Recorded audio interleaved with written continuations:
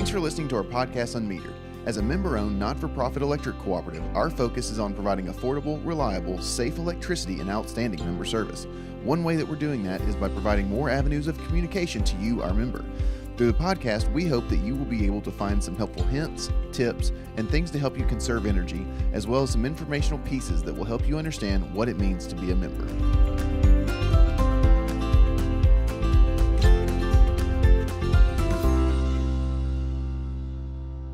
Thanks again for listening to another episode of unMetered, brought to you by Middle Tennessee Electric.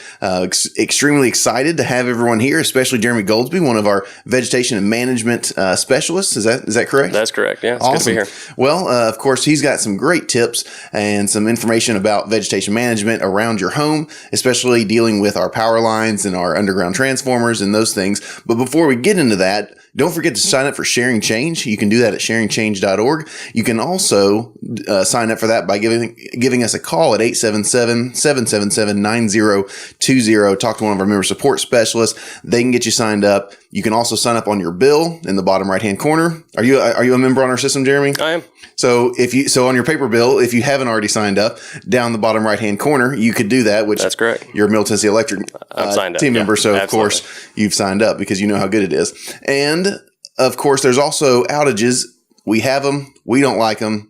Jeremy especially doesn't like them when they're caused by trees or vegetation making contact. That's no good.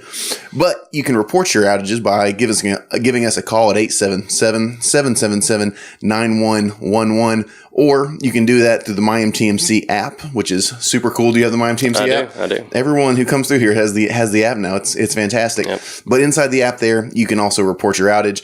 And we are also... the last thing that is super exciting, you can find more benefits about being a member of Middle Tennessee Electric at experiencemembership.coop. That's experiencemembership.coop, where you can find all the benefits besides having this very awesome podcast that we have won 2 awards now on. Nice. Pretty excited about that. And get the information like what Jeremy has for us today. You can also hear energy efficiency and a number of other things about the podcast. But you can also get that information by going to experiencemembership.coop. Now, Jeremy, I'm pretty excited. I'm not going to lie. It's springtime, yep. Of course, which means everyone thinks they have a green thumb. Even I've been outside trying to, doctor up the house, yep. Clean it up, get it straight looking again from the outside, from this ridiculous winter that we had. Now, tell me, how long have you been here at Middle Tennessee Electric? So I've been here about 3.5 years now. Okay. So you've been here 3.5 years, yep. And you are a vegetation management specialist. Okay. Now what does that consist of?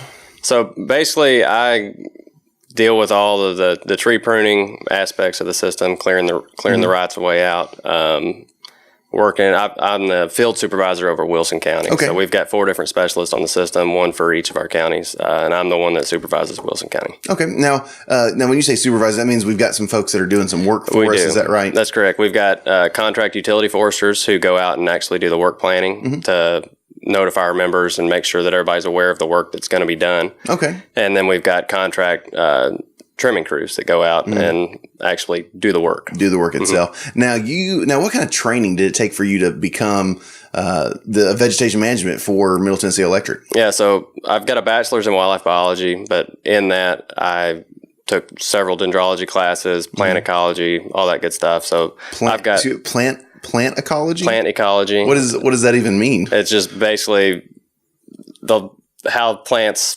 thrive, survive, live, grow, all that good stuff.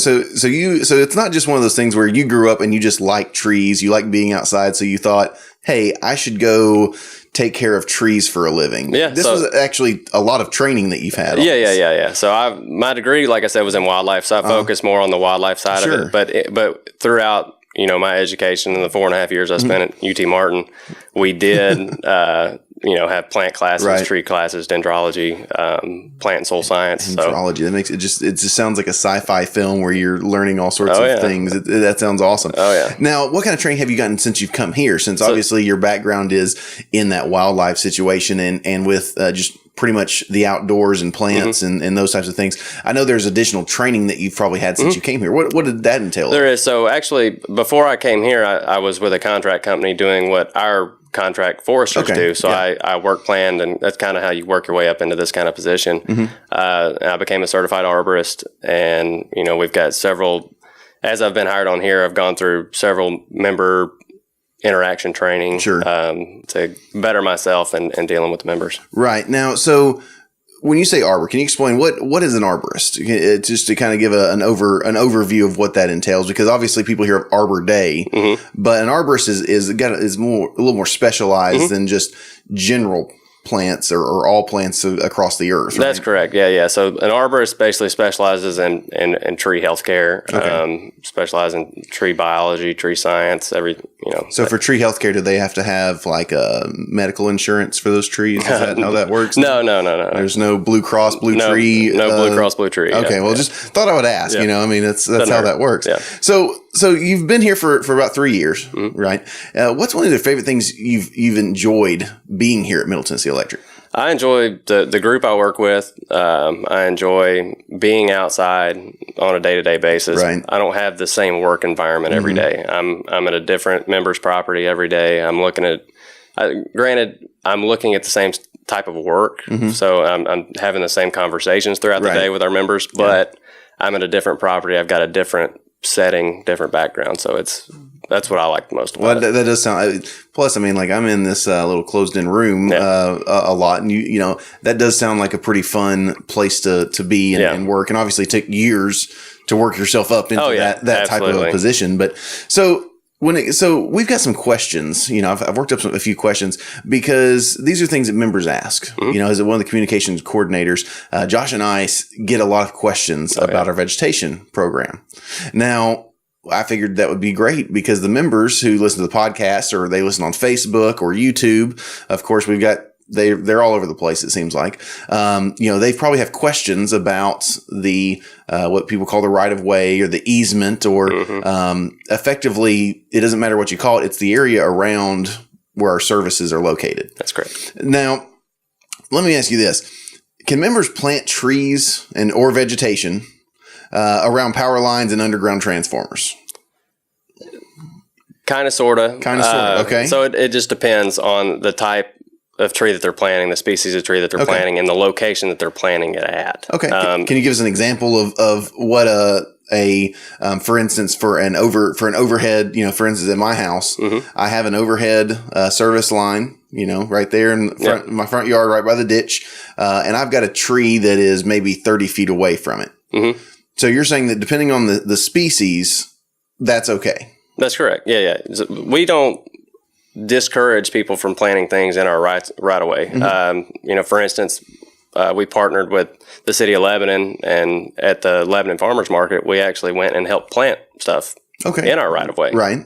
Because we don't, trees and our right of ways can coincide, and vegetation can coincide. It just has to be the right tree in the right place, the right species in the right place. Okay. Now, where can they find that information? Is on mtmc.com /vegetation management. There's a full list of all the trees that they can do.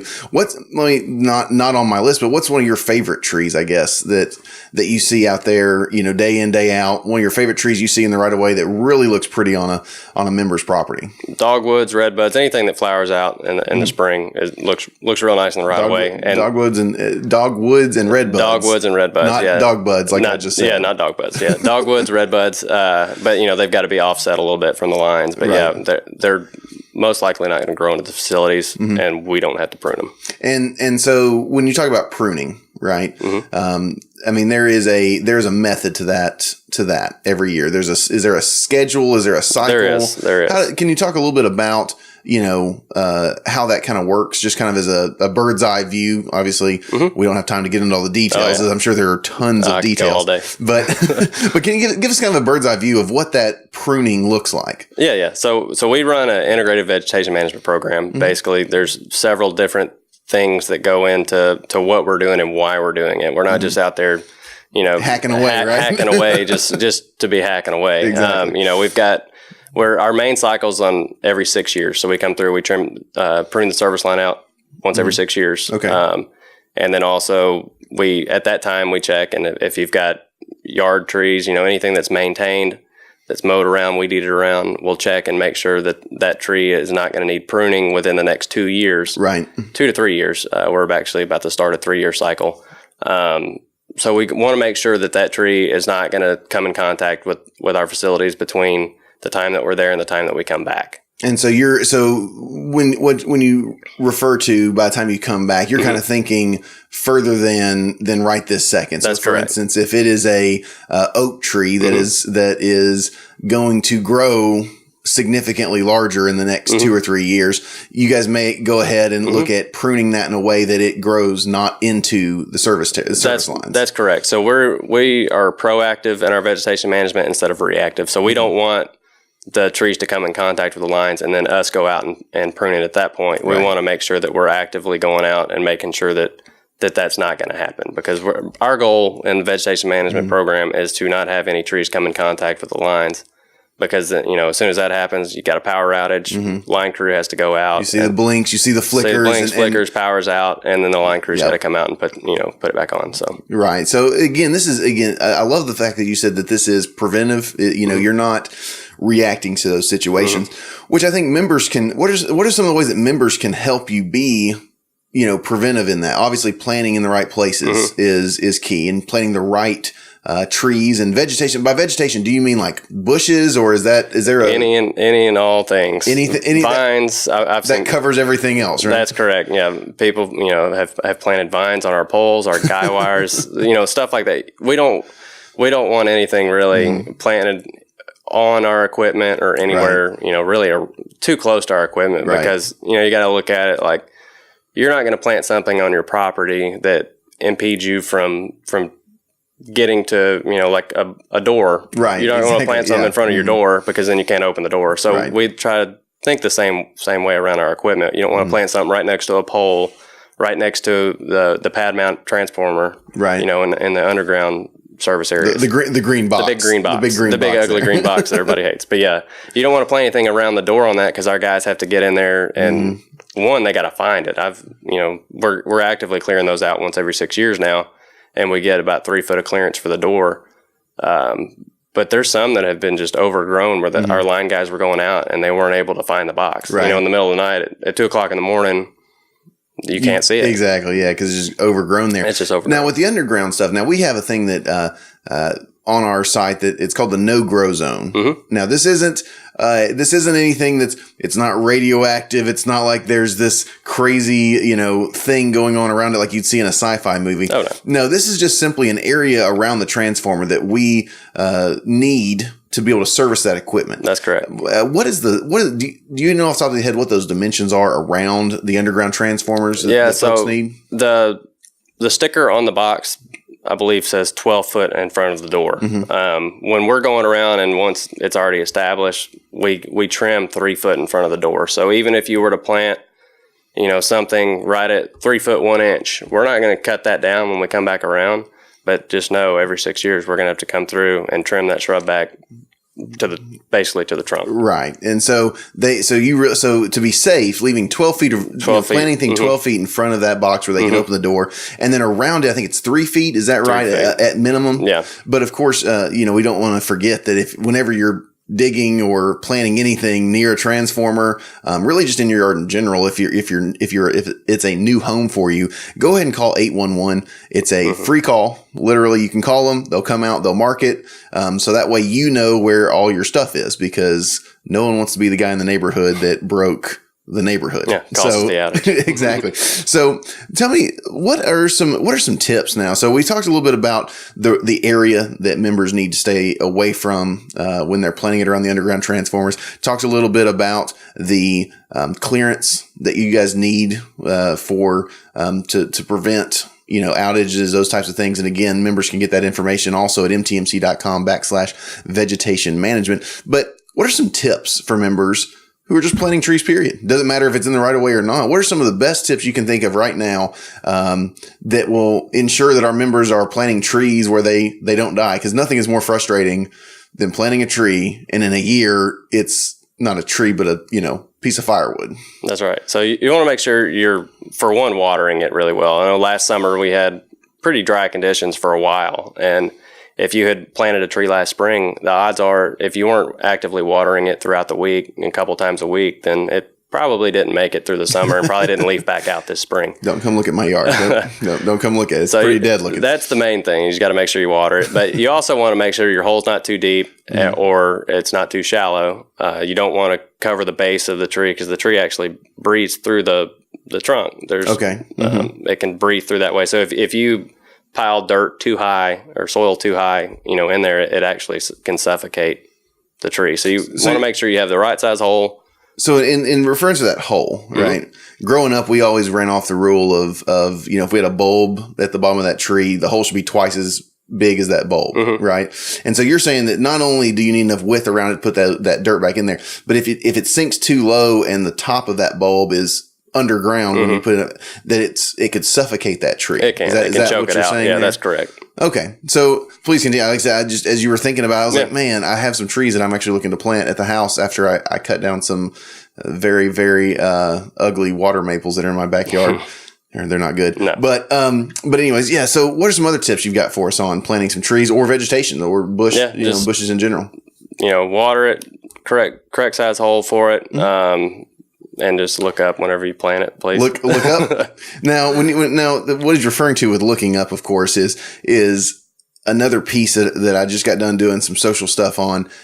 So again, like I said, if you want some more information, you can also check us out on social media. We've got some things there. We really want people to be aware of this stuff. Is also think about how large your tree is going to be when it fully matures. Absolutely. And that's one thing that I don't think of because, you plant a tree, for instance, our TreeWise program, we pass out trees to all the kids that are great for putting in the right of way because of how their fully matured height does not interfere with that clearance. That's correct. Yes. But if I, for instance, still go and say at the 10,000 tree day when the Arbor Day Foundation, I believe it is, or the Tree Council. The Tennessee Environmental Council. The Tennessee Environmental Council. They hand out, you can sign up, you can get trees and you can plant those. Some of those, if they come out as little sticks and you think to yourself, this thing, I can plant this anywhere. Put this anywhere. I can put it next to the house. Exactly. But I'll put it in the house. You know what I mean? And then all of a sudden you've got a 40-foot tree coming out your roof. Yep. And so again, thinking about what kind of tree you have and being intentional with it, I think is one of the biggest things that I'm taking from this conversation is intentionality with what you plant. That's correct. You got to look into the future. You got to think, maybe do a little research before you purchase a tree and see how tall the tree gets, how wide the tree can get.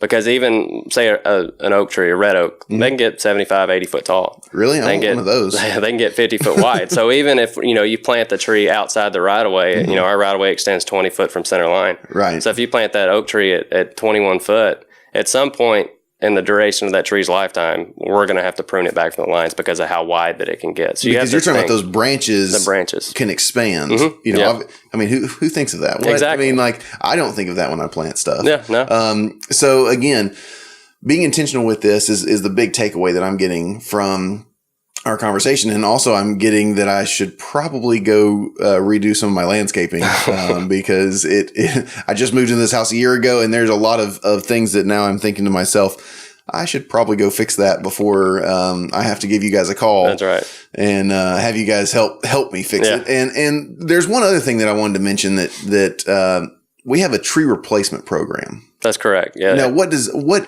that? So as an incentive to let us maybe remove a tree out of the right of way, that like an oak tree out of the right of way, like an oak tree, something oak tree, maple, something that's too big to really have in the right of way. That's never that maybe our members intentionally planted for aesthetics for a yard, but it's never going to be able to become the tree that they expected it to become because it's going to be interfering with the power lines, and we have to prune it.